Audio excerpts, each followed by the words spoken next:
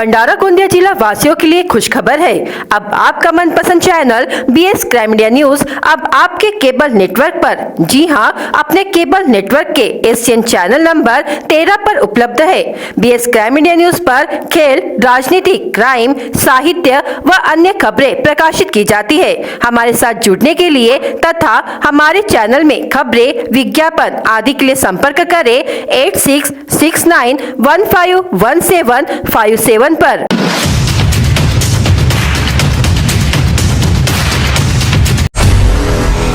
महाराष्ट्र के छत्रपति संभाजीनगर जिले में समृद्धि एक्सप्रेसवे पर शनिवार देर रात तेज गति से आ रही एक मिनी बस ने एक कंटेनर को टक्कर मार दी, जिसमें कम से कम 12 लोगों की मौत हो गई तथा 23 अन्य घायल हो गए। इसरो प्रमुख ए सोमनाथ ने रविवार को बताया कि चंद्रयान 3 में जब हमने अंतरिक्ष यान को डिजाइन और विकसित किया तो हमने jet propulsion laboratory NASA JPL के विशेषज्ञों को आमंत्रित किया, जो रॉकेट और सबसे कठिन मिशन करते हैं।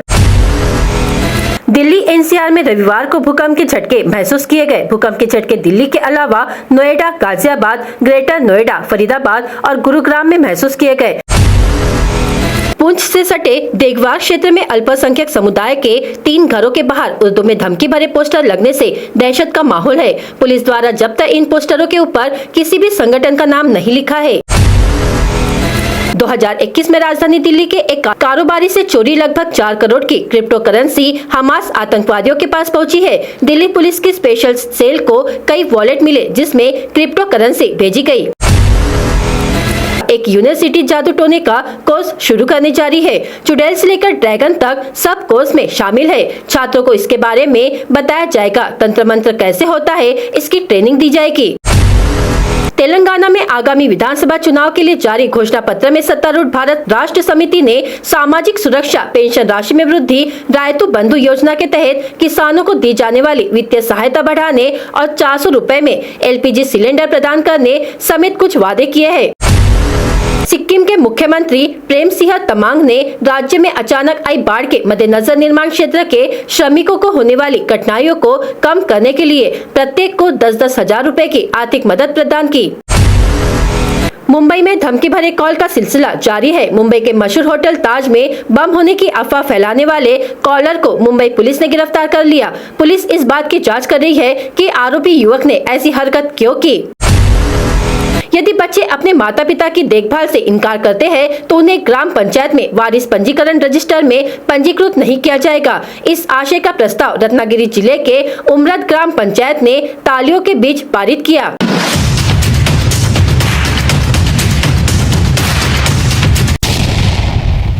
ऑनलाइन सट्टा अड्डे पर छापा।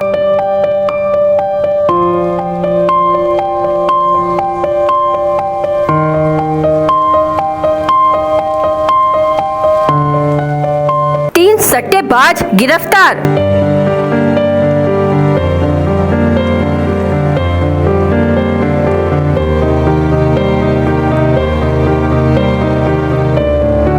भारत पाक क्रिकेट मैच पर लगाई जा रही थी बाजी।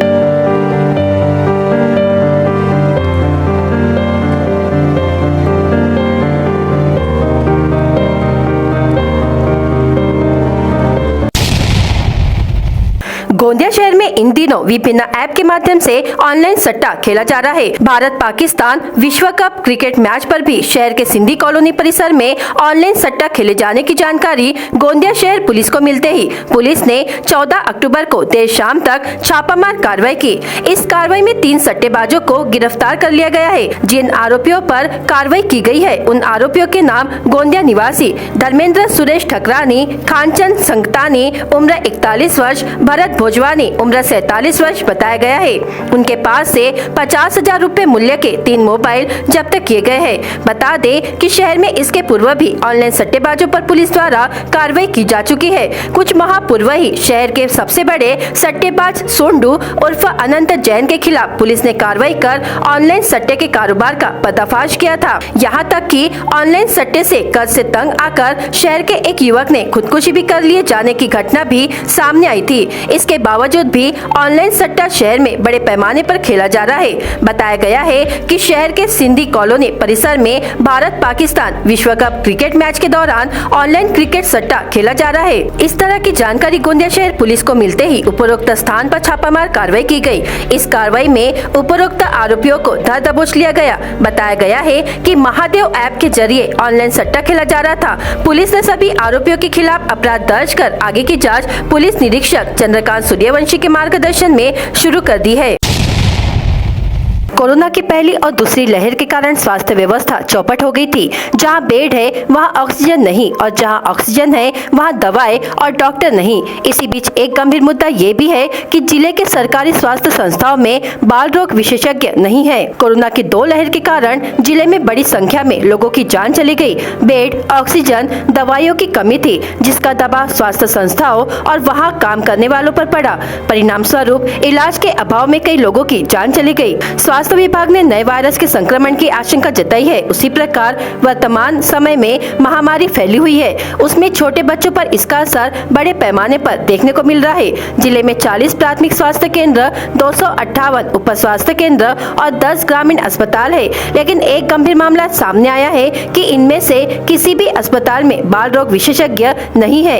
आज इन सभी संस्थाओं में बच्चों का इलाज किया जा रहा है, लेकिन उनकी देखभाल और इलाज के लिए किसी भी संस्था में स्वतंत्र डॉक्टरों की नियुक्ति नहीं की गई है। ऐसे में सवाल उठता है कि भविष्य के खतरे से कैसे निपटा जाए। प्रतिवर्ष 30 जून को बंद होने वाले अभयारण्य 1 अक्टूबर से पर्यटकों के लिए खोल दिए जाते हैं, पर सितंबर माह में हुई बारिश के चलते सड़कें खराब होने से कोका अभयारण्य 15 दिन देरी से यानी रविवार 15 अक्टूबर से पर्यटकों के लिए खोल दिया गया। भंडारा जिले के पर्यटकों ने पहले दिन ऑफलाइन तरीके से स्मार्ट बुकिंग कर शाम को जंगल सफारी का आनंद लिया। नवेगांव नागजीरा आरक्षित व्याघ्र प्रकल्प के तहत आने वाले कोका अभयारण्य में बाघ से लेकर खरगोश तक विविध वन्य जीव है। यहाँ अपार वन संपदा व कई जलाशय है। यह सब यहाँ पहुँचने वाले पर्यटकों को मंत्रमुग्ध करते हैं। देश में कोरोना महामारी के दुष्परिणाम और उसके बाद प्रदेश में सत्ता का नाट्य सरकार द्वारा आम नागरिकों, किसानों, खेत मजदूरों, युवाओं, बेरोजगारों, छात्रों, महिलाओं, गरीबों और सामान्य मजदूरों की बुनियादी जरूरतों की उपेक्षा का परिणाम है। प्रदेश में आज बीआरएस की ओर से उपविभागीय कार्यालय तुमसर में धड़क मोर्चा का आयोजन किया गया। किसानों को तेलंगाना राज्य की तरह प्रति एकड़ 10,000 रुपए की आर्थिक सहायता दी जाए। किसानों को 12 महीने 24 घंटे निःशुल्क उच्च गुणवत्ता वाली बिजली उपलब्ध कराई जाए। किसानों का बिजली बिल माफ किया जाए। किसानों का 5 लाख रुपए का बीमा किया जाए। तेलंगाना राज्य की तरह दलित बंधु योजना शुरू की जाए और बिना रिफंड के रोजगार के लिए 10 लाख रुपए दिए जाए। आदिवासियों को रोजगार के लिए 10 लाख रुपए मुफ्त दिए जाए। किसानों का कर्ज माफ किया जाए समेत विभिन्न मांगों को लेकर मोर्चा निकाला गया। इस मोर्चा में हजारों किसानों और खेत मजदूरों ने हिस्सा लिया।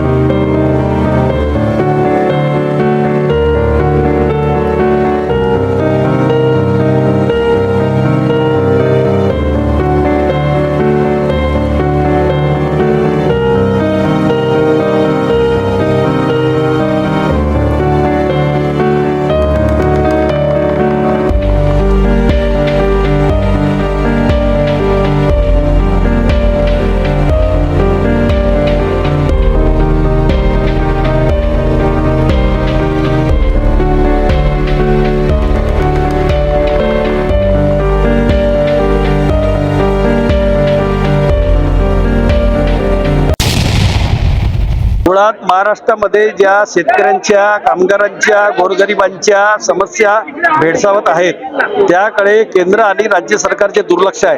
जवळच्या राज्य तेलंगणा राज्य आहे, त्या तेलंगणा सरकारने ज्या योजना शेतकऱ्यांसाठी आणि गोरगरीब दलितांसाठी राबवलेल्या आहेत त्या योजना महाराष्ट्रात लागू कराव्या या मागणीसाठी आमचा आजचा मोर्चा आहे। आणि जोपर्यंत तेलंगणा मॉडेल महाराष्ट्रात लागू होत नाही तोपर्यंत भारत राष्ट्र समितीचा हा सतत कार्यक्रम उपक्रम शासनाचे लक्ष केंद्रित करण्यासाठी राहील।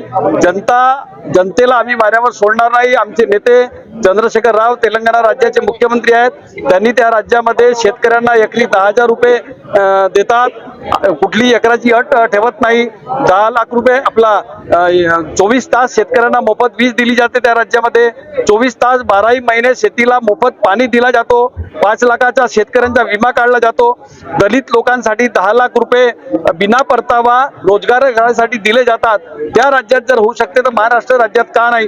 त्या राज्यामध्ये अपंगांना 4,000 रुपये महिना दिला जातो, या राज्यामध्ये 1,000 रुपयेही 5-5 महिने मिळत नाही। इतकी वाईट स्थिती आहे। म्हणून तेलंगणा सारखी स्थिती जोपर्यंत या राज्यामध्ये होणार नाही तोपर्यंत आम्ही स्वस्थ बसणार नाही। भारत राष्ट्र समितीची सुरुवात झालेली आहे। या महाराष्ट्रामध्ये तेलंगणा मॉडेल सुरू होईपर्यंत एक तर तेलंगणा मॉडेल लागू करा, नाहीतर खुर्च्या खाली करा, ही आमची मागणी आहे। एसटी बस स्टैंड पर बसों का इंतजार कर रहे यात्रियों के लिए अच्छी खबर है। बस स्टैंड पर बस का इंतजार करना अब बंद हो जाएगा, जहां एक क्लिक पर एसटी कहां लगेगी, एसटी में कितना रिजर्वेशन है, इसकी जानकारी अब यात्रियों को मिल पाएगी। महाराष्ट्र राज्य परिवहन निगम ने यात्रियों की सुविधा के लिए MSRTC ऐप बनाया है और यह नवंबर तक चालू हो जाएगा। VTS ऐप कुछ साल पहले लॉन्च किया गया था, हालांकि वह ऐप केवल कुछ दिनों के लिए ही चला। अब MSRTC ऐप बनाया गया है, यह जल्द ही उपलब्ध होगा। यात्रियों की असुविधा को दूर करने के लिए एसटी कॉर्पोरेशन की ओर से MSRTC कंप्यूटर ऐप लॉन्च किया गया है। यह ऐप यात्रियों को यह जानने की सुविधा देता है कि बस कहां है, कितना समय लगेगा, यह सब इस ऐप से पता लग सकेगा। BS क्राइम इंडिया न्यूज आपके सामने पेश कर रहा है भंडारा क्राइम वारदात। हर जुर्म से हम आपको कराएंगे अवगत, आपके अपने चैनल पर रोजाना शाम 7 बजे। तो देखना ना भूलिए क्राइम वारदात। अत्यधिक शराब पीने के कारण एक युवक की इलाज के दौरान मौत हो गई। मृतक का नाम पलाडी निवासी धम्मदीप सुदाम सुखदेव, उम्र 26 वर्ष है। कादा पुलिस ने मामला दर्ज कर लिया है। खेत गए वृद्ध का शव मिला। मृतक का नाम वल्ली निवासी जयदेव देवाजी वंजारी, उम्र 70 वर्ष है। पुलिस ने मरकज दाखिल किया है। मामूली बात पर व्यक्ति की पिटाई की घटना सावर गांव में घटी, जब फिरियादी नरेश दुर्योधन लांडगे के सिर पर आरोपी ने डंडे से वार कर दिया। शिकायत के आधार पर लाखनदुर पुलिस ने मामला दर्ज कर लिया है। अपने माता पिता के साथ खेत पर गए 9 वर्षीय बच्चे का तालाब में पैर फिसलने से डूब गया। मृत बच्चे का नाम सिल्ली निवासी रौनक नंदकिशोर क्षीरसागर है। कादा पुलिस ने मामला दर्ज कर लिया है। घर पर कोई नहीं होने का फायदा उठाकर अज्ञात चोरों ने घर में घुसकर नकदी समेत 2,55,000 कीमती सामान चोरी कर लिया। फिरियादी साकोली निवासी प्रभाकर नथु भैसारे, उम्र 67 वर्ष, अपने परिवार के साथ बाहर गए थे। शिकायत के आधार पर साकोली पुलिस ने मामला दर्ज कर लिया है। मानसिक रोग से पीड़ित एक युवती नहर में डूबकर मौत हो गई। मृतक का नाम सानगढ़ी निवासी मेघना गोपीचंद पचारे, उम्र 27 वर्ष है। साकोली पुलिस ने मामला दर्ज कर लिया है। दुकान के सामने खड़ी बाइक की चोरी की घटना गांधी चौक भंडारा में घटी। फिरियादी शांतिनगर गुरु नानक वार्ड भंडारा निवासी अभय शंकर अन्नपूर्ण है। इस मामले में भंडारा पुलिस ने मामला दर्ज कर लिया है। भंडारा गोंदिया जिला वासियों के लिए खुश खबर है। अब आपका मनपसंद channel BS crime India news अब आपके केबल नेटवर्क पर, जी हां, अपने केबल नेटवर्क के एशियन चैनल नंबर 13 पर उपलब्ध है। BS क्राइम इंडिया न्यूज पर खेल, राजनीति, क्राइम, साहित्य व अन्य खबरें प्रकाशित की जाती है। हमारे साथ जुड़ने के लिए तथा हमारे चैनल में खबरें, विज्ञापन आदि के लिए संपर्क करें 8669151757 पर।